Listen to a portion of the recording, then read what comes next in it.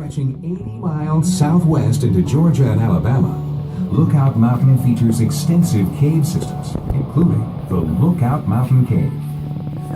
Throughout history, the natural opening of the Lookout Mountain Cave on the banks of the Tennessee River allowed easy access for early Native Americans in the region, whose folklore and legends included tales of miles of underground passageways, bottomless pits, subterranean rivers, underground waterfalls, and lakes. This same cave was used by both Union and Confederate forces during Civil War battles in the Chattanooga area, perhaps most notably as a temporary hospital. As Chattanooga became a large railroad hub for the South, it became necessary to construct a tunnel through the end of Lookout Mountain to provide rail access from Nashville to Chattanooga. During the construction of this railroad tunnel in 1905, the Lookout Mountain Cave entrance was intersected and sealed off from outside access. Leo Lambert, a young man living in Chattanooga, had played in Lookout Mountain Cave with his friend Jimmy Fuller for years. In 1923, Mr. Lambert began investigating the concept of drilling an elevator shaft into the side of Lookout Mountain in an effort to reach the old Lookout Mountain Cave and potentially reopen it to the public. On November 1st, 1928, the process of drilling the elevator shaft to open this cave was started, a prospect which carried a price tag of $25,000. A total of 3 crews working 8-hour shifts labored around the clock, garnering 5 feet of progress for every 24 hours of work. 2 months of drilling into solid limestone rock.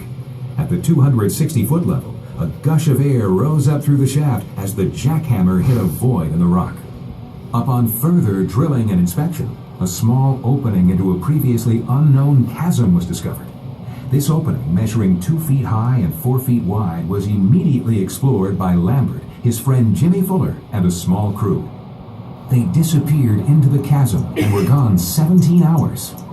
Upon their return, Lambert excitedly told of the discovery of amazing geological formations and the existence of an enormous waterfall.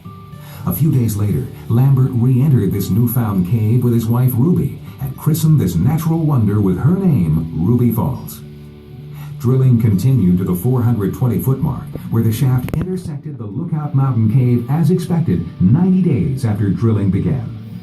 In total, 15,000 pounds of dynamite was used to loosen 5 million pounds of limestone, which was removed from the shaft 1 bucketful at a time. That same rock was reclaimed and used to build the Cavern Castle, as well as develop the cave trails. On December 30th, 1929, 14 months after drilling began, the Lookout Mountain Cave was opened to the public, while construction of the newfound Ruby Falls Cave continued. On June 16, 1930, Ruby Falls Cave was opened to the public and quickly grew to overshadow the popularity of the old Lookout Mountain Cave tour. In 1935, tours of the Lookout Mountain Cave were halted because of the enormous popularity of the Ruby Falls Cave and its unusual features, including, of course, the waterfall itself. Since its grand opening, Ruby Falls has hosted millions of people from all corners of the earth. As you journey from this point, you will eventually reach the spectacular 145-foot waterfall at a depth of 1,120 feet underground. This makes Ruby Falls the deepest commercial waterfall in the United States. Ruby Falls is also listed in the National Register of Historic Places because of its economic impact on the neighboring community. As you move through the cave, we ask you to please stay with your guide, follow the safety instructions you're given, and enjoy this natural wonder, Ruby Falls.